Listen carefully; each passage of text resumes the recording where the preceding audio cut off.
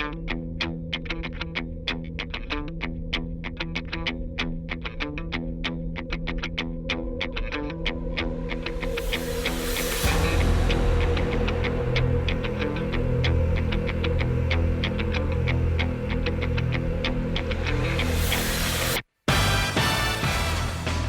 up everyone, welcome to another North Leeds Jitz podcast.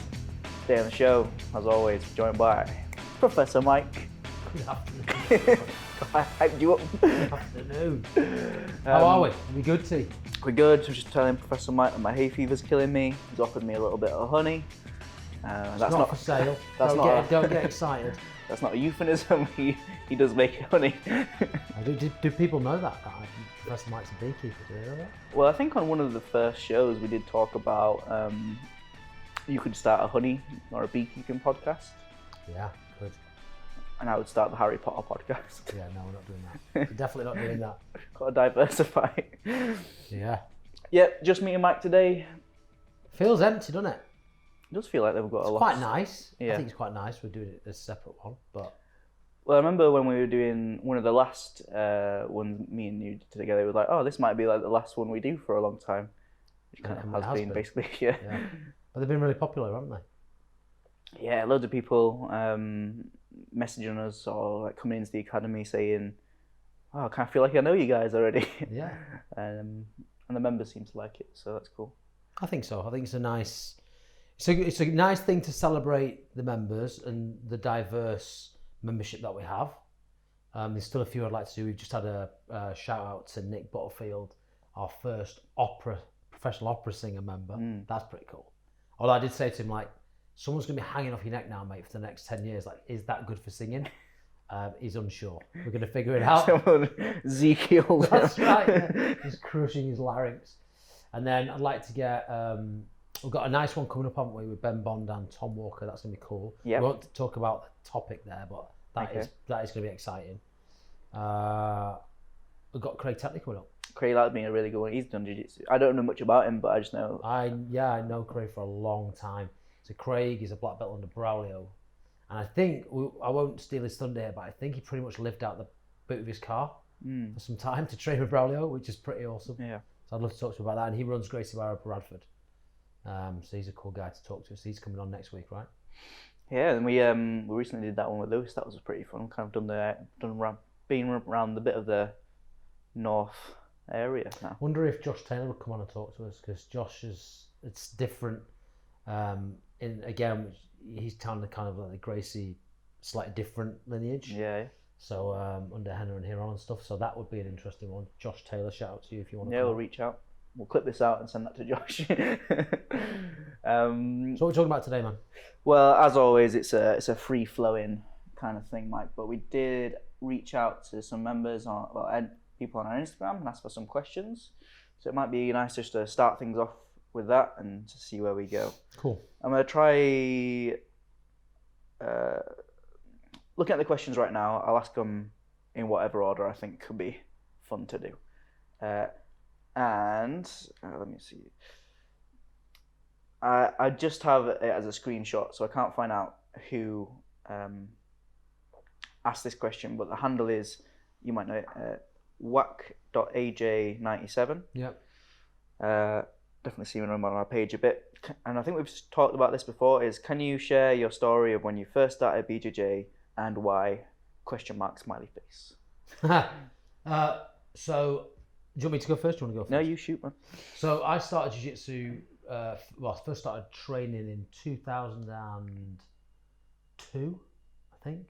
2002, yeah. In the Royal Marines, so I was based up in Arbroath in Scotland. Nothing to do up there, it's chucking it down, freezing cold. We'd just been to Afghanistan, I think.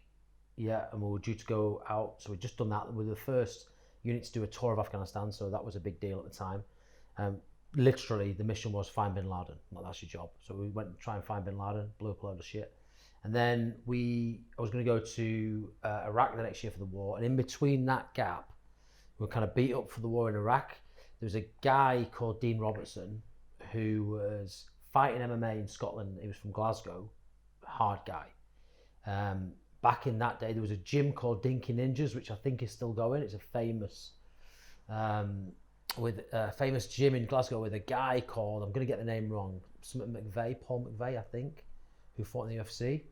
And Dean used to fight for his gym and would come back in, and there was a group of us. There was me, this guy called Wayne Orton, who's now a high-level medic out in Chamonix, doing like helicopter medic stuff. Wow, that's cool. Yeah, shout out to Wayne, he's a cool guy.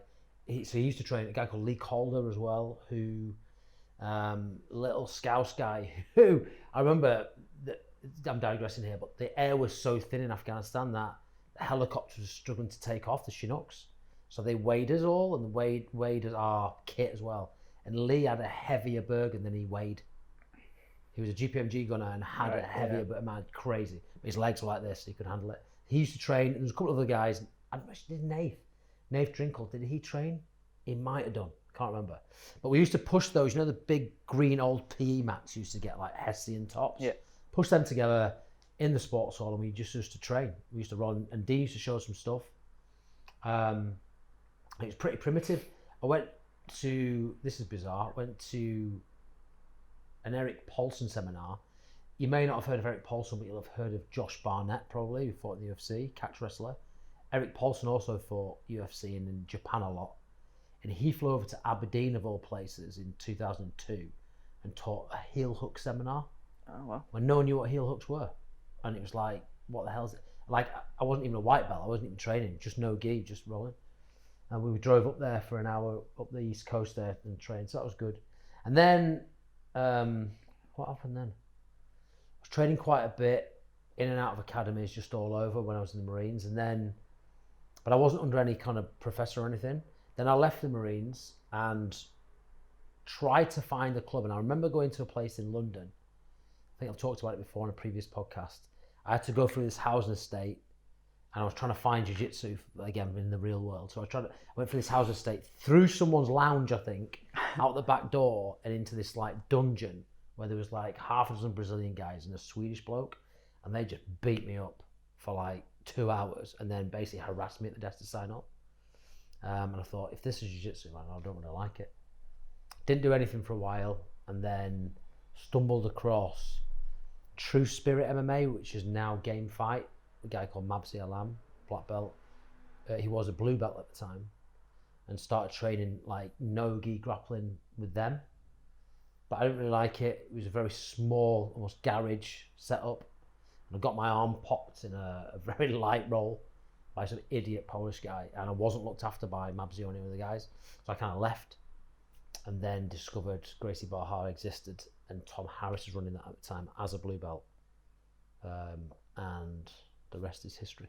Victor, Nottingham, year in Ottawa in Canada, trained all over the world, took my gi everywhere I ever went, and that's it. So training from that was 2009, I think, when I walked into True Spirit. So trained for like 8 years, solid. Got my black belt in 2017. First degree of my black belt was due last year, and now we're on the academy, man, so it's crazy. For me, as you know, I was getting ready to join the Royal Marines, and I had like a medical coming up or something.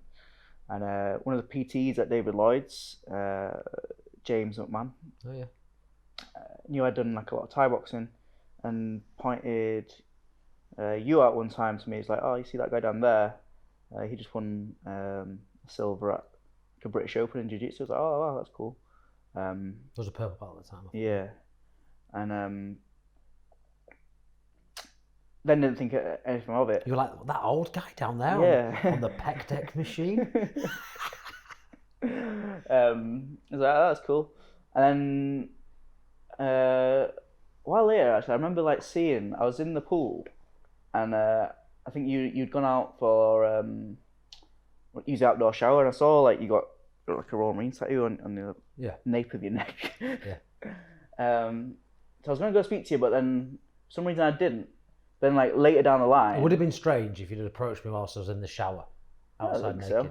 Not for you, for me. All right. Hey bro, just while you're having a shower, can we have a chat about your tattoos? Like, no mate. Later down the line, I bumped into you in the changing room. You're stalking me at this point. That's what Yeah. that's what everyone's thinking. I like got your routine down, like, I knew you were happiest after the chest day, so I approached you on a Monday. And in the changing room, you get your kegs off. I was like, listen here, get on while he's trapped. Brilliant. I got to talking. I obviously like I was joining the Marines, and then from there you kind of you must have invited me down to come. I must have told you I did Thai boxing a lot, and you must have talked about jiu-jitsu, and then invited me to come down and train with you. Oh right, okay. Because I don't remember it the same way. So did you come train jiu-jitsu with us before you went to the court? Yeah. I thought it was after. I thought when you came out, you were kind of like a little lost puppy somewhere, and I kind of like put my arm around you and said, "Come on." Well, that is also true, but all right, okay.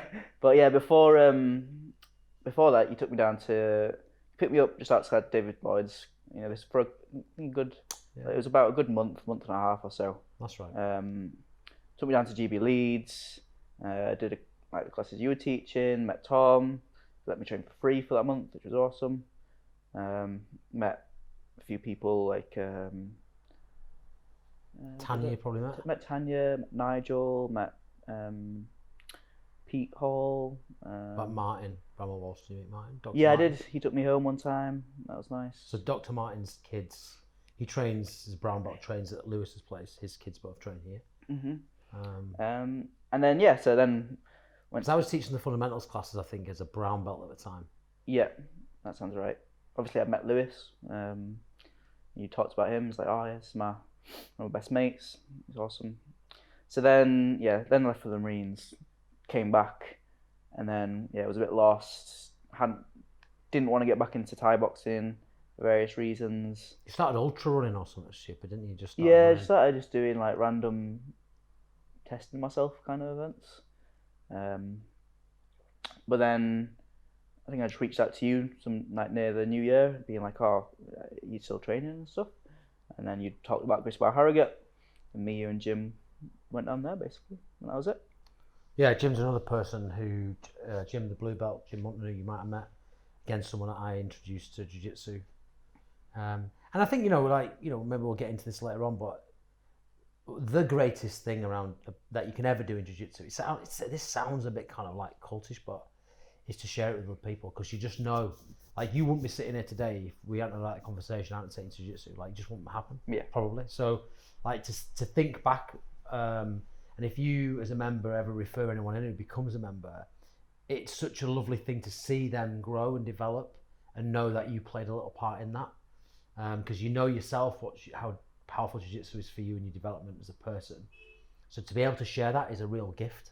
Yeah. And it shouldn't be underestimated. Yeah, those relationships I think you make are like, for me, is like far more valuable than any technique I've learned. For instance, like 100%. My friendship with Camille, for instance, like through Thai boxing, is like, he's like a type of friend who I could not speak to for years at times has been, and then we just pick up the same conversation we had, and it goes on, and it's like no time has passed at all. Right. Similar with like Jim, like we can go a couple of weeks without speaking to each other, and then it's not like, oh, how are you, like what have you done? You've got that real shared interest, haven't you? I think that's another key thing of it. Yeah, you've got that shared connection. Nice, lovely, good. Do you move on to the next question? Yeah, let's do it. Yeah. All right, let's see what we got. Okay, well we've got two from Leslie. I'll tell you them both because they might come together.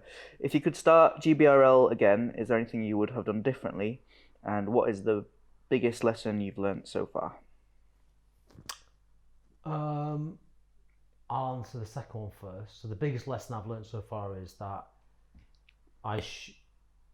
don't take this the wrong way, anyone listening, I shouldn't give so much of myself to people. Mm-hmm.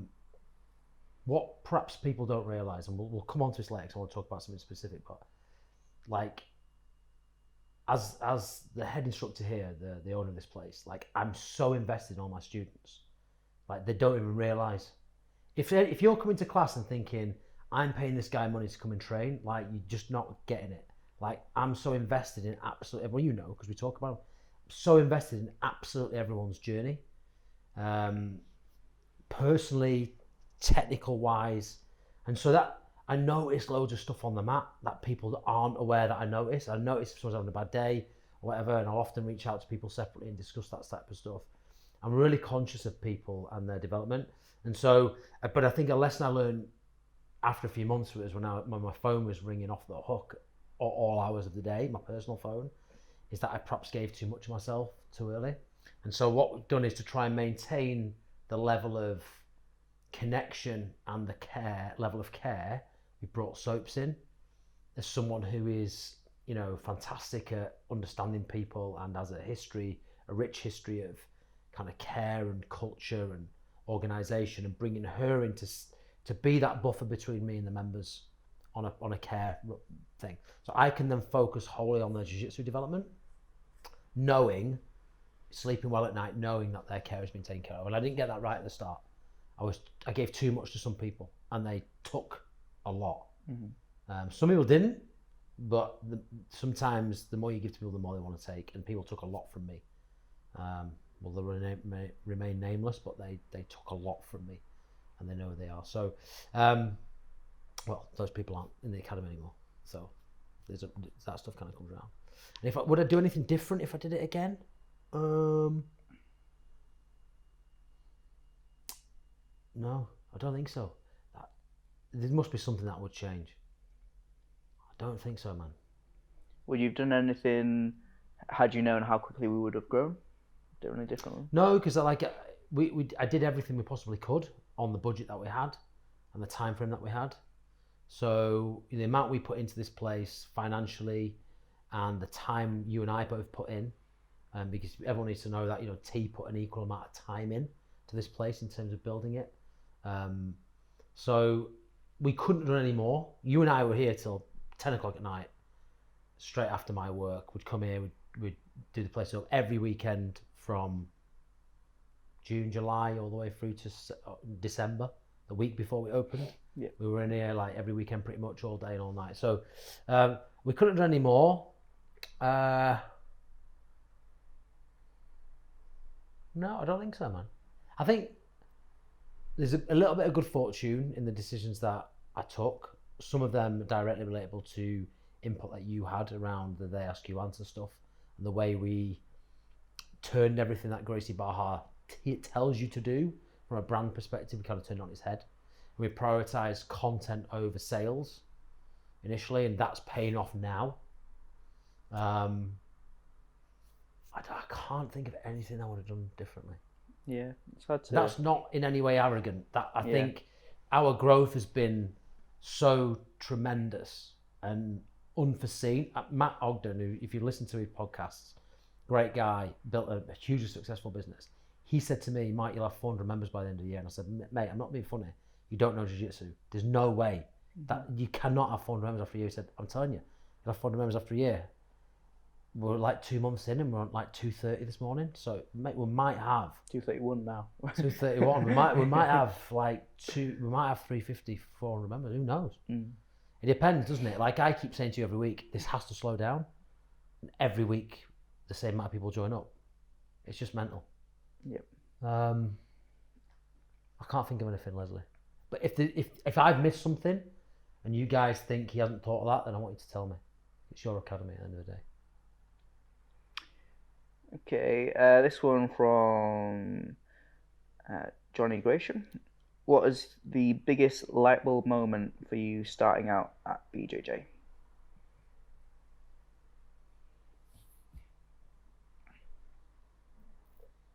Oh, there's so many. I was chatting to someone the other day about progression in jiu-jitsu. I'm trying to detail, because it's not a steady curve.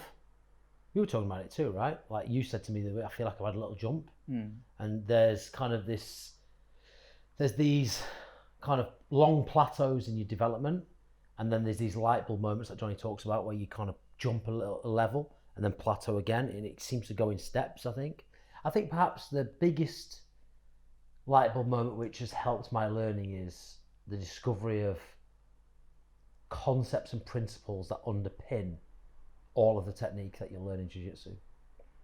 And I'm quite proud that a lot of what I espouse and talk about from a conceptual point of view, which is what I understand to be jiu-jitsu, I then hear spoke about in exactly the same way by people like John Danaher, who truly understand it. And I don't profess to know jiu-jitsu the way he knows jiu-jitsu, but a lot of what I talk about, or what I have spoken about, isn't me copying him. That's what I understand, and he's saying the same stuff.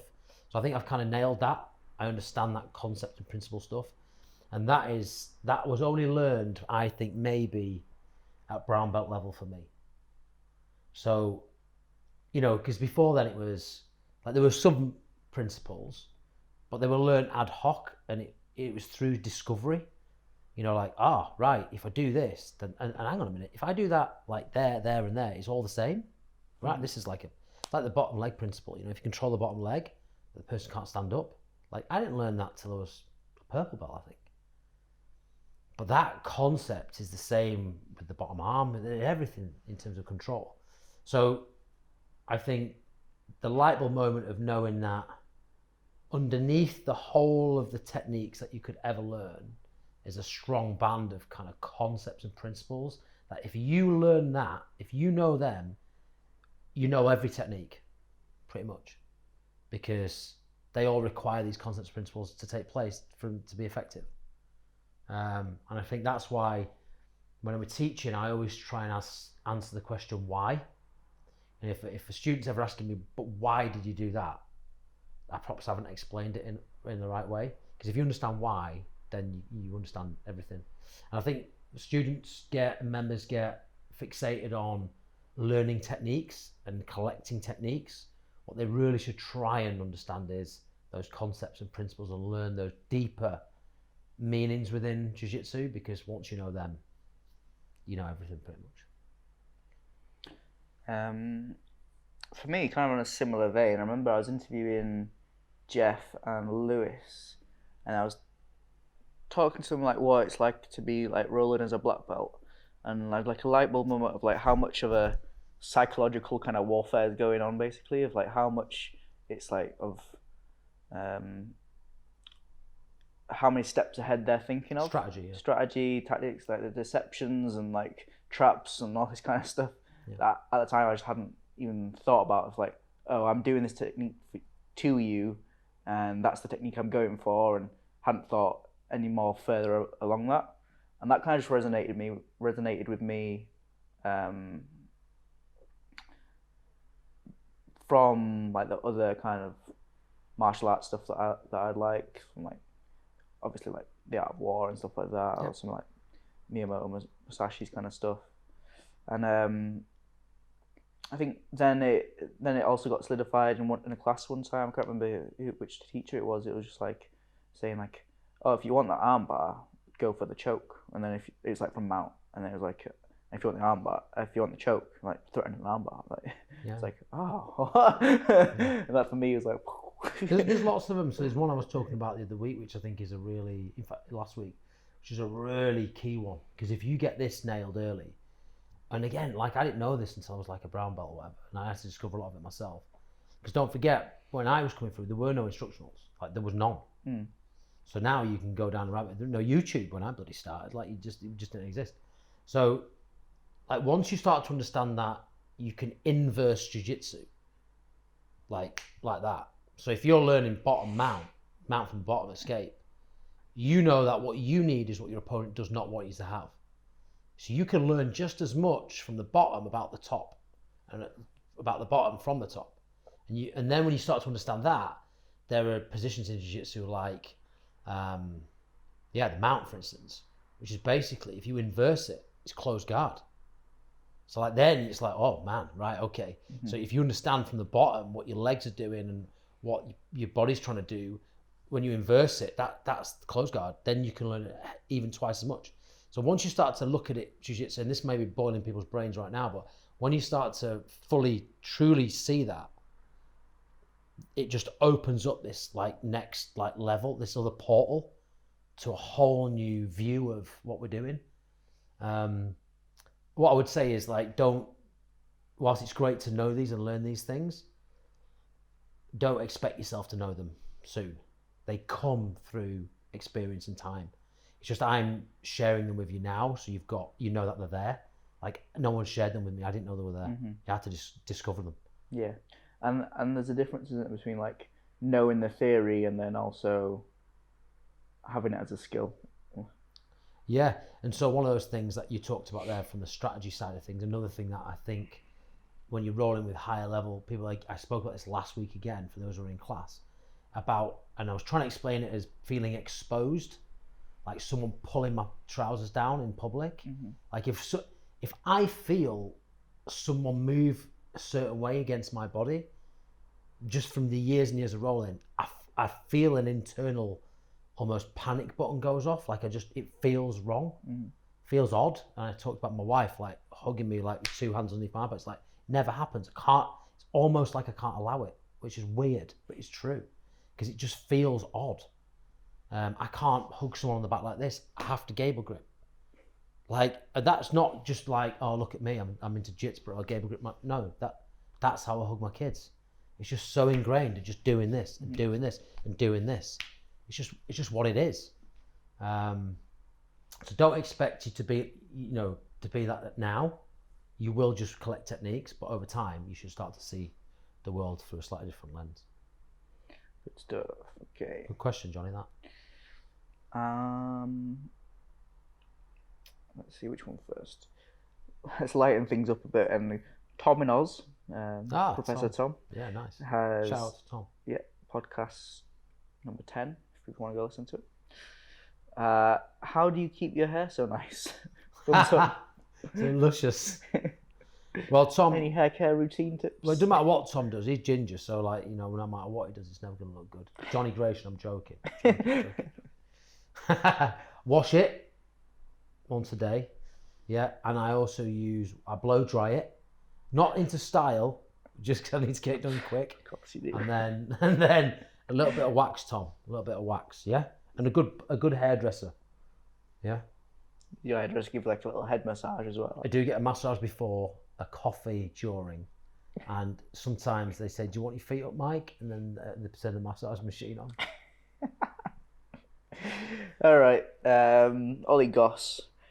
Best way to maximise time off the mats, learning resources, etc. Well, I mean, you're the one to ask here. So you look at a lot of instructionals. Yeah. I don't have the time, although I made time this weekend because I've been saying for 3 years I want to learn the leg lock game in detail, and I haven't been practicing it, and so I've made a commitment that in my jiu-jitsu I will develop that. So I think online instructionals are okay. There's two things you need to be able to do. You need to take the knowledge on board. Then you need to have a period of skill acquisition. And if you can take all the knowledge in the world, unless you refine it and develop it through practice, it's useless. Yeah, you're just one of those people who goes around talking about jiu-jitsu, like you know what you're talking about. I always get wary around people who've been in jiu-jitsu for so long. This isn't across the board. I'll just caveat this. Who talk like a black belt in jiu-jitsu, but the white belt's on the mat. I worry about them because that is a dangerous thing. People going around, I've met so-and-so, I've done so-and-so, I've been in jiu-jitsu for so-and-so long, I've done blah, blah, blah, blah, blah. All right, cool. What, you like a brown belt? I'm a white belt. Oh, what happened? You know, you don't want to be knowledge focused.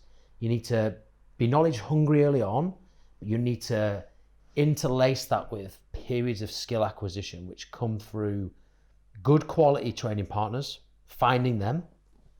So I had Lewis, I had Khalil, Adam to a certain degree, and Tom obviously, who were people that we would practice regularly with and refine our skill and our knowledge.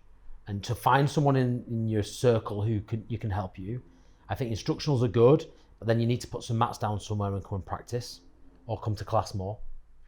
Outside the academy, if you can't get in, yeah, I think instructionals are good to a degree, but I would focus on one specific thing and not kind of like overload yourself with information across all levels. I would pick one thing, maybe it should be something fundamental like closed guard, back, whatever it is, find a position, study it, but then come into class and try and implement it. That's the key thing, really. That's what I would do outside of class. If I was, well, at any belt level. Yeah, I concur. I think just knowing, like, just blasting through and watching as much kind of content as you can isn't, there's too much, right? You'll get overwhelmed, which is really easy in jiu-jitsu.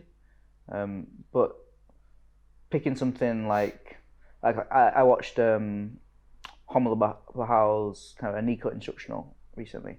Like, that for me, like, seeing the way, like, one of the best guys in the world who doesn't knee cut explaining knee cuts is like, that's crazy, right? Like, he's spending in, you know, however long it was with Homolo being like, oh yeah, this is why I grip like this, and this is the situations I would do it. Yep. I'm pressuring here because I want to get this reaction. Like, deepens my understanding of that thing, but having an understanding of it without being able to then put it into practice would be very, like, quite naive. And it's pointless. Yeah.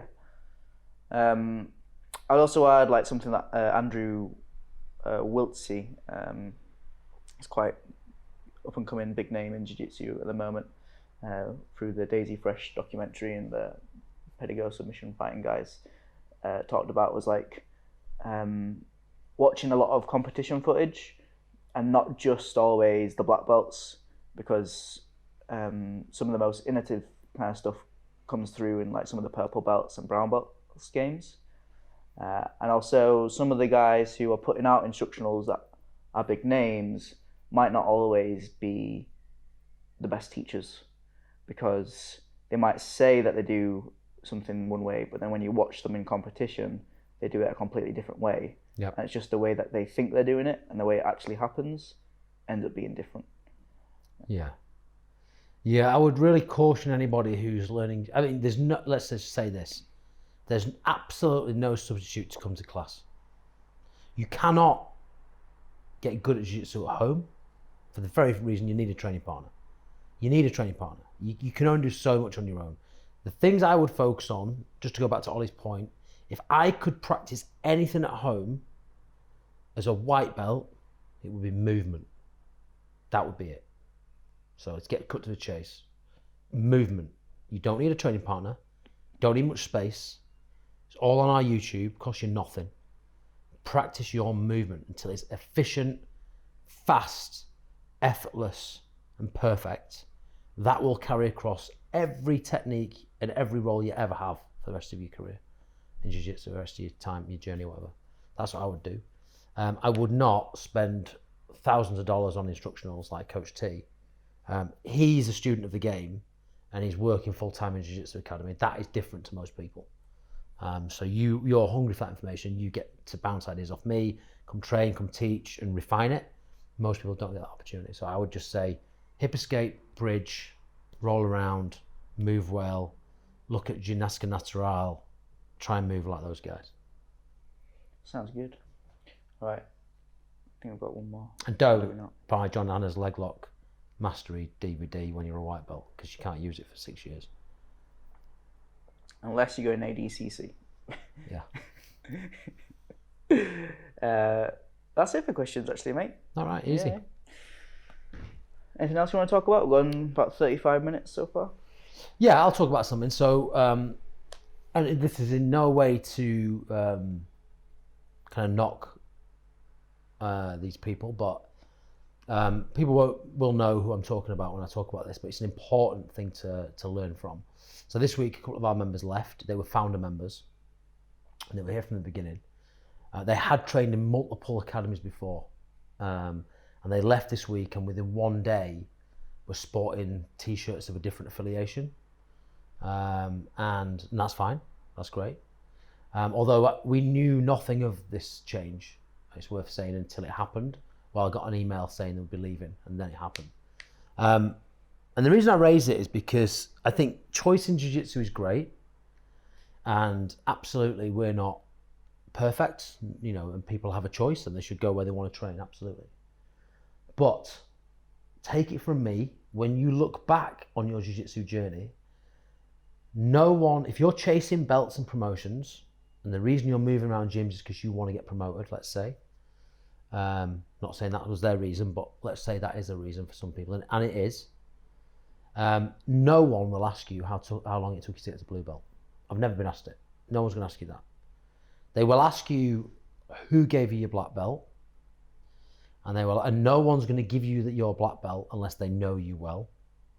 So if you show up as a brown belt, guess what? You're going to be a brown belt for another 2-3 years, because no one's going to give you the black belt straight away, because they're putting their name to your lineage. And people are going to probably ask you how long it took you to get the black belt. That's the only 2 questions, like how long, just out of interest, and who gave you your black belt. Those are the 2 things. The thing that will matter most to you when you look back and reflect on all that time and all the experiences you had and how you've developed is who you did it with, and the relationships that you build, and the trust and the loyalty that you gave to those people and they gave to you. That's what really counts. And I do think that this kind of almost, there was the name Creonche is not used now, but it was used back when I started training a lot, because it was rare that people changed training gyms, very rare. And if it happened, it was like a big deal. So like, you okay there, bro? Yeah. So like when Keenan left Lloyd Irvin's gym, it was like a huge deal.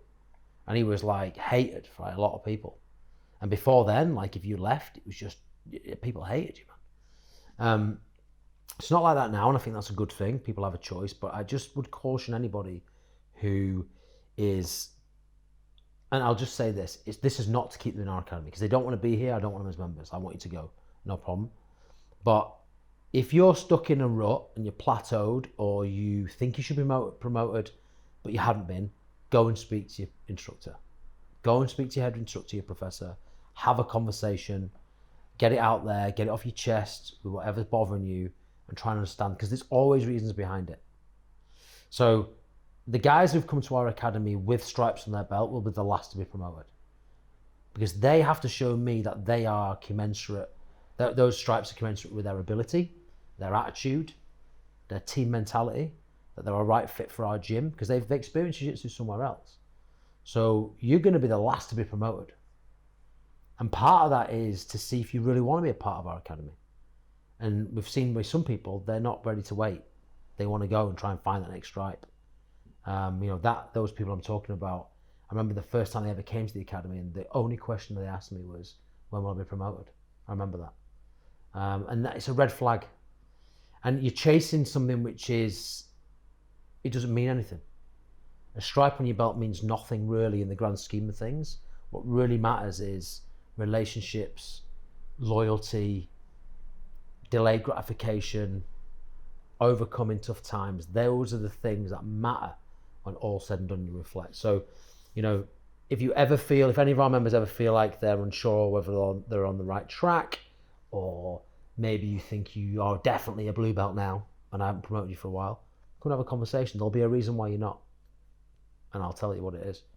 I would encourage everyone else just to get on with jiu-jitsu and enjoying it for what it is, and don't overthink kind of where you're going and stuff like that. That's just what I wanted to say there. So I'm not surprised that people will leave us. That's fine. Some people I want to leave, and I'll ask them to leave. Some people will leave because they're not happy. Probably that's down to me, and I'm happy with that as well. I'm not going to gel with everybody. But know this, here, we care about you more than you'll ever know. So, no one's going to care about you as much as us. I can guarantee that. Guarantee it, because I know what we're like, I know what I'm like. So if you're not happy here with this amazing facility, the great teaching, and the amount we care about you, I don't know what you're looking for. And that's why I worry about those people that keep traveling around. What's the problem? Is it all the different gyms, or is it that person and what they're looking for in jiu-jitsu? I don't think they're really perhaps in it for the right reasons. Comes back to a little bit of a point that Robert Drysdale made as well around this splitting of the martial art we spoke about this morning. Yeah. There's Brazilian Jiu-Jitsu. We are a Brazilian Jiu-Jitsu academy, not a submission grappling academy. We're not a sport academy. We do that, of course. We do that. But this is as much martial art as it is anything else. It's here to develop you as a person. And sticking through things through tough times and keeping going when you feel like you're making no progress, and then getting those light bulb moments that Johnny was asking about, that's what it's all about. That's what it's all about, man. It's not about how many stripes you've got on your bloody blue belt or your purple belt or how fast you got to whatever. It makes no difference, man. And you should never compare your journey to anyone else's. It's yours. So yeah, I would just a note there for people, you know, who are perhaps looking at all these other options and saying, oh yeah, but that guy started training at the same time as me, man. He's like a purple belt now and I'm still a white belt. Like, yeah, but you probably could still beat him. Do you want to be that purple belt? Who can't, is not credible? Do you want to be that? Probably not. Yeah, what do you think on that one? It's a sensitive topic, but yeah. I think it's worth raising. I'd say, like, I'm not against people cross training. Like, I think, you know, that only adds value and showcases how good one academy can be, for instance. But I think having, like I was saying earlier, with like me and Camille or me and Jim, right? It's like the techniques I learned at one place are not as important to me as the relationships I've made with people. Like there's no particular time on the mat I was like, when I look back and be like, oh, that was awesome, as much as like I can say, oh, that day I had spending with like Camille was like an awesome day, and like I really treasure that memory, right, rather than like, oh, I learned some great technique today and it was great, or like got my black belt in Thai boxing or something like that. Like, I don't care about that. Like, but those kind of long-term kind of relationships I have, like, are very meaningful to me. Yeah. It's a funny one, man. I think it's one worth pondering on and worth people thinking about. I mean, I'll tell you where I'm at. Like, as someone's professor, because I invest in them emotionally, if someone left, unless it was for a good reason and a reason that I could understand, I'll be hurt by it. And I think that ultimately, if people are honest, they're hurt by the amount of investment you make in somebody. To see them leave, it feels like a betrayal. That's what it feels like. And so I'm still learning to deal with that as an academy owner and a professor for people. But it feels like a betrayal. So yeah, just be sure. If you're going to do that, be sure. Because once that happens, the trust is gone. For me anyway, the trust is gone. The relationship's fractured, and it'd be very, I'm not saying it was irretrievable, it'd be very hard to build it back up. Because it's like in the Marines, man. Like when you're in training, they're trying to break you. They're trying to get you to leave. The day you say, the second you say, I'm gone, I'm opting out, they view you differently. You're not one of us. You haven't got the strength of mind to be one of us.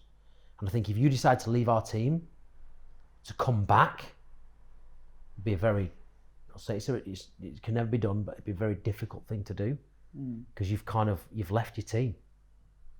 And the team is important.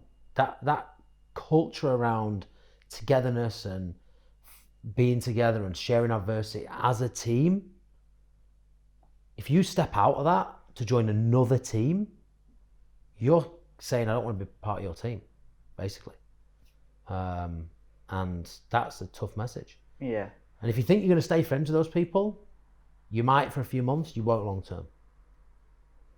Yeah, one of the things that got really highlighted in those kind of Daisy Fresh documentaries I mentioned earlier was like how, like, the importance of like a team and like a close-knit team, and the kind of things that breed good culture in that team. It's like one of the reasons I ended up reading that legacy book about the All Blacks, yep. Even though I've got no interest in rugby, as showcased in the many rugby podcasts we've done recently. So yeah, I get what you're saying. And I'm not saying this to finish on this. I'm not saying this to keep people in. Like, I want to say that, like, you have a choice, and you should exercise your right to choice. Absolutely. We're not the cheapest in Leeds. You know, there's other great black belts out there you could learn from. There are people who are more patient than me. You won't find anyone more invested in you than me. I can guarantee that. But I'm not saying this to keep people in. I hope it doesn't sound like that. I'm just warning against the very real choice you might make and the regrets you might have around it. Because I think people, when they look back and continue to see our academy grow, not just in numbers, but in culture, and we start to have blue belts growing within this club and purple belts and brown belts and black belts, and it only becomes better and only becomes bigger, and this place expands, and maybe we take another premises or whatever we do, and it becomes this amazing thing. And you could have been in that from the beginning and been an integral part of the fabric of who we are. I'm not sure there's any other academies in Leeds that are going to do that. I can't see it. Yeah. Because they would have done it already, and they're not doing it. Yeah. And those are our plans. So, like, you know, where do you want to be? Are we training out of a garage somewhere? You know, or do you want to be training in the best place in the city with the most amazing supportive team? That's a choice you've got to make. For sure. Anything we want to talk about? Just finish with bearing in mind this will come out around the 24th of June, something like that. Well, the Victor seminar is happening pretty soon after that, right? Yep. Which is super exciting. So anyone who's got tickets for that, lucky you. We may or may not have announced by then another seminar we're hosting in the summer. That's huge. I won't mention it now in case it falls through. Mm-hmm. But that would be amazing. If we have mentioned it, you should be very excited and be trying to get down to that. It'd be a little bit more expensive than a normal one, but you know, it's a bit different. And hopefully goes to show what we're trying to do in Jiu-Jitsu in terms of bringing the biggest names to you. What else? Oh, a few days later we'll have the ladies only self-defense seminar, which is I'm very proud of hosting for the first time, and I think this will become a regular slot that we do. And the reason we're doing it is to try and make as many people in our community safe, particularly women. So I'm very excited to share what I know to them, not just on technique, but mainly around conflict management and situational awareness. So people are a little bit more safe, and that's very exciting. Big expansion plans coming. So we've had some structural drawings done, and we're just waiting on a quote from a builder to knock through and make 2 separate but joining mat spaces, which is huge. So we know that the government are going to put back the opening of restrictions for 4 weeks. But we should have live training back by the time you hear this, or certainly planning for it. And then at the end of when we come back from the summer break, we'll have a GB2 program running as well. So that's very exciting. Yeah, loads going on, man. And then by the time we're back from summer break, we've got competition coming up. And then... Oh, and I'm recruiting for a program director. So, yep. You know, we're going to put something out before you hear this, but if you just hear it on there, if you're looking for a career within Jiu-Jitsu because you love it so much and you want to make a difference to a lot of people, then I'm looking for, you know, the next T to basically sit alongside in our kind of management team and run the academy. So that's very exciting for somebody as well. Be a full-time position. Awesome. I think that's everything, man. What a great podcast. Lovely to speak to you again, man. Always nice to speak to you, Mike. We'll see you on the mats, guys. See you guys.